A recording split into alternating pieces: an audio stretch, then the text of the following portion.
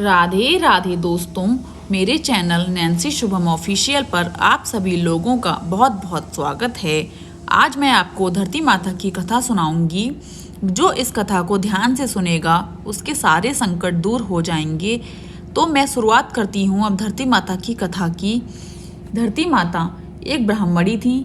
वह बहुत धार्मिक महिला थी। सभी ग्रामवासी उनका बहुत सम्मान करते थे। कोई भी उसकी शरण में आता वह सबकी मदद किया करती थी। मन ही मन भगवान का स्मरण भी किया करती थी। भगवान की सेवा, पूजा व जरूरतमंदों की सेवा ही उसका परम धर्म था। एक दिन ब्राह्मणी मरकर भगवान के घर गईं।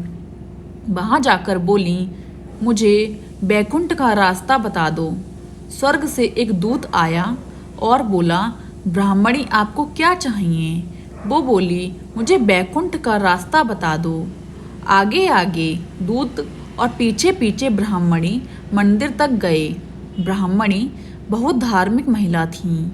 उसने बहुत दान पुण्य कर रखा था। उसे विश्वास था कि उसके लिए बैकुंठ का रास्ता अवश्य खुल जाएगा।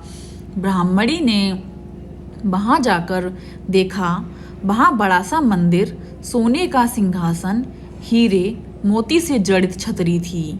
चित्रगुप्त जी न्याय सभा में बैठे साक्षात इंद्र के समान शोभा पा रहे थे और न्याय नीति से अपना राज्य संभाल रहे थे। यमराज जी सबको कर्मानुसार दंड दे रहे थे। ब्राह्मणी ने जाकर प्रणाम किया और बोली, मुझे बैकुंठ जाना है। चित्रगुप्त ने लेखा सुनाया और कहा कि ब्राह्मणी, तुमने सब धर्म किए परंतु धरती माता की कहानी नहीं सुनी, इसलिए तुम्हारे सिर पर धरती माता का कर्ज है। बैकुंठ में कैसे जाओगी?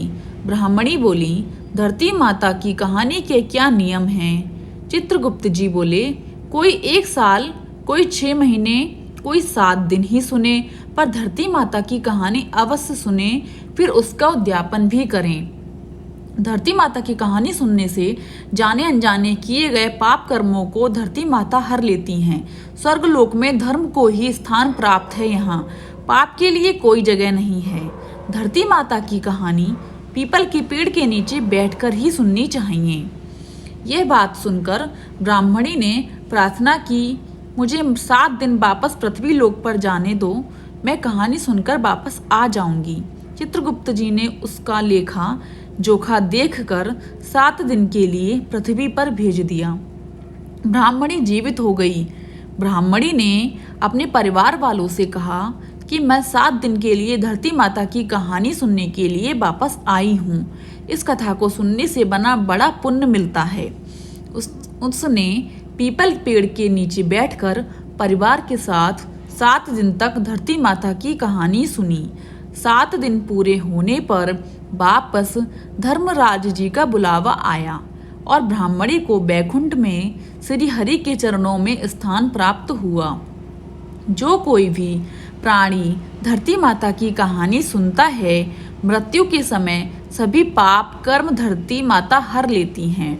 वह प्राणी को बैकुंठ में स्थान प्राप्त होता है। धरती माता की जय हो। धरती माता की सदा ही जय हो। जय बोलो धरती माता की जय। राधे राधे दोस्तों।